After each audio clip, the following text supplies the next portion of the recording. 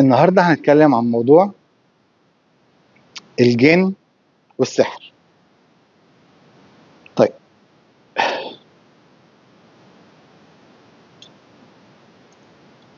مم.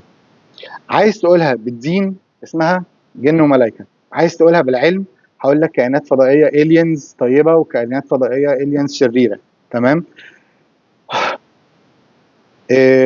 زي ما ربنا خلق انواع حيوانات تانية زي القطط زي الكلاب زي الطيور زي الحاجات دي، في مخلوقات احنا ما نعرفش عنها حاجة زي الجن والملائكة والحاجات دي، مش معنى ان احنا ما شفناهاش ان هي مش موجودة. تمام. بس ايه الفكرة؟ ليه البني ادم او المفروض الحاجات دي نتعامل معاها ازاي؟ المفروض نتعامل معاها ازاي؟ المفروض ما نتعاملش معاها خالص، مالناش دعوه بيها، هم في حالهم واحنا في حالنا. ايه اللي حصل؟ طب ليه الكائنات دي بتاذي انواع معينه من البشر؟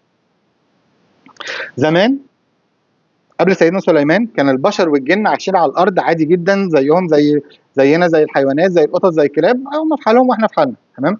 من بعد سيدنا سليمان وسخرهم، بقى في السحره لما جم بعد سيدنا سليمان بقوا يسخروا الجن وبقوا يؤذوهم جامد جدا، فالجن نزلوا تحت الارض علشان يخلصوا من القرف بتاع البشر. تمام. بعد مرور سنين وسنين وسنين وسنين وسنين اتنسى ان الجن كانوا عايشين على وجه الارض. تمام. فالجن بقوا يستخدموا الخوف بتاع البني ادم ان هم يقتصوا وياخدوا حقهم من الناس اللي اجدادهم كانوا بيأذوهم. فسي مثلا انا اجدادي كانوا بيسخروا الجن وكانوا بيستغلوهم وبيأذوهم، فالجن استغلوا فتره ان دلوقتي بقى في رعب من الجن وخوف وبتاع، وبقوا يستخدموا الخوف ده ان هم ينتقموا مني من اللي اجدادي عملوه فيهم او في اجدادهم. تمام. طيب المفروض نتصرف ازاي لو حد مأذي من الجن؟ المفروض تتواصل معاهم وتشكرهم وتعتذر لهم وتقول لهم ان الطاقه اللي اتسحبت منهم او من اجدادهم ياخدوها من حاجه اسمها مركز الاورا بتاع الارض.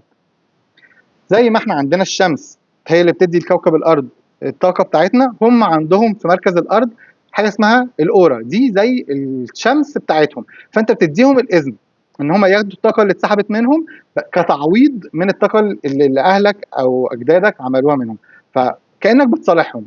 صالح هم بشر، يعني مش بشر سوري، هم كائنات من كائنات ربنا، فانت بتصالحهم ياخدوا الطاقه والموضوع بينتهي على كده. طيب ايه السحر بقى؟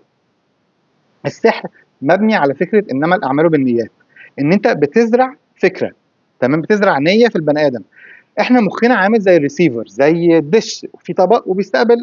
ليه عندنا شعر؟ لان الشعر ده هو الانتنه، هو الاريال اللي بيلقط الذبذبات وبيلقط الاشارات ويوصلها للمخ، فاحنا نتاثر باما بمشاعر معينه او افكار معينه او نوايا معينه او الكلام ده. عشان كده الشعر المنفوش ده سحر، ده بيلقط جن وبيلقط افكار شريره. تمام. عشان كده سيدنا محمد كان بيضفر شعره عشان يحمي نواياه وافكاره من اي ان هو يلقط اي حاجه.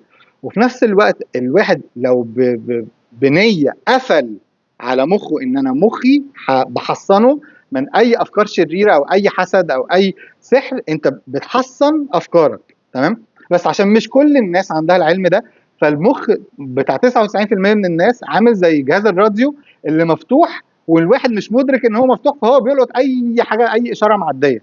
فاي حد عنده العلم ده وشرير هيعرف يبعت له التردد النحس او الحقد او الحسد او الكلام ده كله. فهو الموضوع كله بالنوايا، ان الواحد يقفل على ذبذب. وطبعا الاديان الصلاه والعبادات والحاجات دي بتحصن اكتر الطاقه دهيت او بتغسلها زي الوضوء. الميه بتغسل المسارات فبتشيل اي تشفير او اي سحر او اي نوايا شريره بتخش الجسم. تمام. بس الاقوى بالنوايا. تمام. فلما الواحد بيبقى مقوي النوايا بتاعته بيقدر ان هو يحمي نفسه من الحاجات دهيت. ف